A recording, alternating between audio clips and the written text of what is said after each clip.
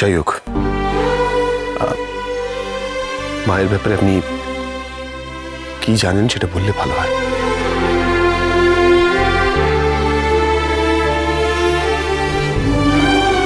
সঞ্চিতা দেশের বাড়িতে যেতে খুব ভালোবাসতো। গ্রামের নাম ছিল কুড়াল।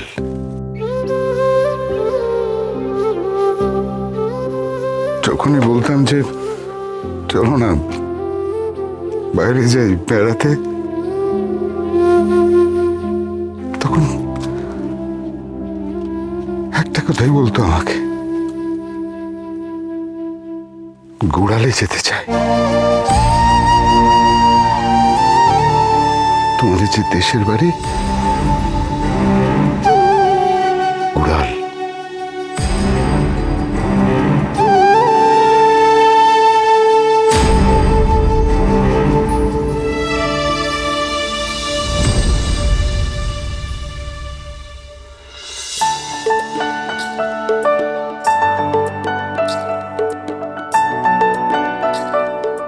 কি ব্যাপার, এত তাড়াতাড়ি ছুটি হয়ে গেল যে?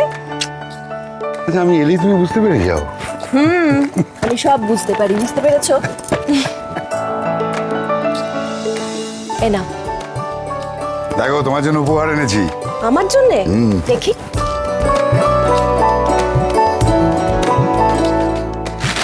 এনেছো দেখি। আরে পিঠে পুলির ছাঁচ, তোমার মনে ছিল? আচ্ছা, এতদিন তুমি যাহা চা বলেছো, আমি কখনো কোনো জিনিস ভুলে গিয়েছি? আরো একটা সুখবর আছে। এই বলো না কি খবর, বলো না। সারা বছর কারখানাতে ভালো প্রোডাকশন হওয়ার জন্য বাবা আমাদের দুই ভাইকে বড়দিনের জন্য 5 দিন ছুটি দিয়েছে। বলো কোথায় ঘুরতে যাবে? সত্যি বলছো? Yes better half. ইয়েস। তাহলে চলো না তোমার দেশের বাড়িতে আমরা সবাই মিলে যাই। গুড়াল? হ্যাঁ, ওখানে গিয়ে আমরা পিঠে পুলি উৎসব করব, বুঝতে পেরেছো? ওখানে আমি, চিত্রার, লেখা সব কিছু সামলে নেব। আর হ্যাঁ, একটা কথা, তুমি আমাকে নতুন গুড় এনে দেবে, ঠিক আছে? সঙ্গে বাবা মাকেও নিয়ে যাব। আর সেখানে গেলে তোমাদের বিশ্রামও হয়ে যাবে। আর সবাই মিলে আমরা খুব হই হুল্লোড় করব, খুব মজা করে শেষের কটা দিন আমরা খুব ভালো করে কাটাবো। কি গো, ভালো হবে না? আর ওইখান থেকে তোমার যে পিসেমশাইয়ের বাড়ি আছে ওখানে যাব। তুমি তখন অনেক ছোট, হয়তো তোমার মনে নেই। সেবার আমরা সবাই মিলে ওই গুড়ালে গিয়েছিলাম পৌষ পার্বণের উৎসব করতে। তারপর থেকে প্রতি বছর এই গুয়াবাড়ির প্রত্যেকটা মানুষের ওখানে যাওয়াটা একটা রিচুয়াল হয়ে গিয়েছিল।